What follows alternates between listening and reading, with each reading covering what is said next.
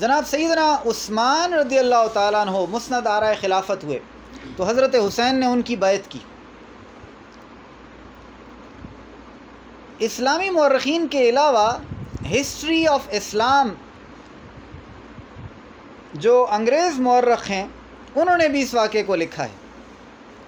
وہ لکھتے ہیں کہ جس وقت عثمان غنی خلیفہ چنے گئے تو حضرت حسین نے اپنے والد علی المرتضیٰ اور اپنے بڑے بھائی حضرت حسن کے ساتھ ان کی بیعت کی۔ تینوں حضرات اکٹھے گئے بیعت کرنے کے لیے حضرت عثمان رضی اللہ تعالیٰ عنہ کی، اور یہ بیعت مسجد نبوی میں کی گئی۔ تو یہ بیعت والی بات جان بوجھ کر اس لیے آپ کو سنا دی کہ آپ کے دل سے یہ چیز رفع ہو جائے کہ ان بزرگوں نے ان کے ہاتھوں پر بیعت نہیں کی ہوئی ہے۔